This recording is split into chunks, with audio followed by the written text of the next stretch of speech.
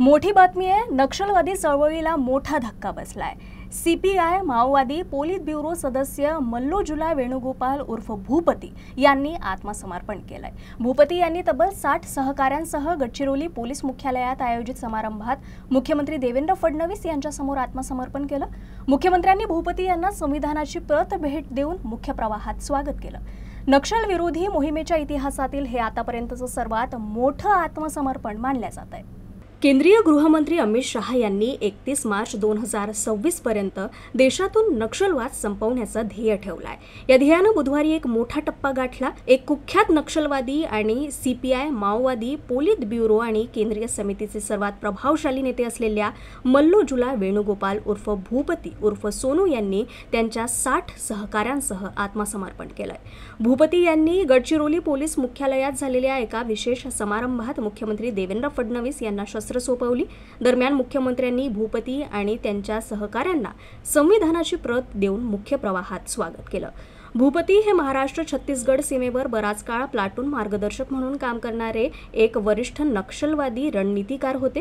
गेल्या काही महिन्यांपासून त्यांचे नक्षलवादी संघटनेच्या उच्च नेतृत्वाशी वैचारिक मतभेद होते। सशस्त्र संघर्ष अयशस्वी झाल्याचं त्यांनी उघडपणे कबूल केलं होतं।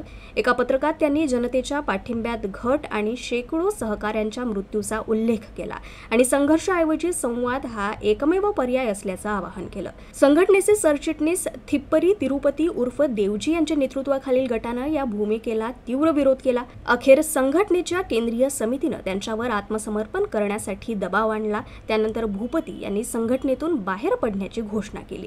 विशेष म्हणजे की जानेवारीच्या सुरुवातीला त्यांची पत्नी आणि ज्येष्ठ नेते तारक्का यांनीही आत्मसमर्पण केलं होतं।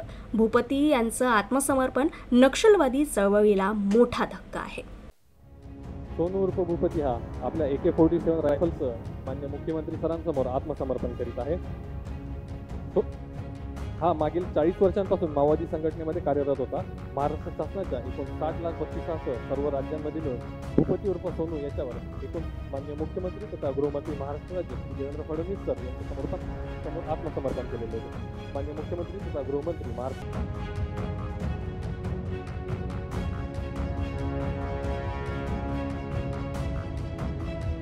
एक नवीन इतिहास आज लिहिला गेला आहे। भूपती सारख्या अतिशय वरिष्ठ, अतिशय सुशिक्षित, हुशार, ट्रेंड आणि एक प्रकारचं आयडिओलॉजिकल माइंडसेट असलेला, ज्यांनी संपूर्ण चळवळ उभी केली, अशा प्रकारचा व्यक्ती त्यांनी सरेंडर करणं आणि त्यांच्यासोबत 61 अतिशय वरिष्ठ अशा प्रकारच्या माओवाद्यांनी संपूर्ण शस्त्रांसहित या ठिकाणी सरेंडर करणं ही देशाच्या इतिहासातली एक अत्यंत मोठी गोष्ट आहे, हे या ठिकाणी नमूद केलं पाहिजे। आणि आता ही सुरुवात आहे। आज गडचिरोलीचा विचार केला तर मागच्या काळामध्येच आपण नॉर्थ गडचिरोलीमधनं, उत्तर गडचिरोलीमधनं माओवाद पूर्ण संपुष्टात आणला होता। आता दक्षिण गडचिरोलीमधनंही आपण तो जवळपास संपुष्टात आणला आहे। कंपनी 10चे अगदी बोटावर मोजण्या इतके लोक अजून बाकी आहेत।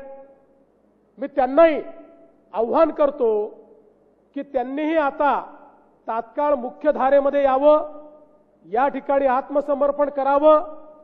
त्यांनी आत्मसमर्पण केलं तर आम्ही त्यांचंही स्वागत करू, अन्यथा त्या ठिकाणी परिणामांना त्यांना सामोरं जावं लागेल।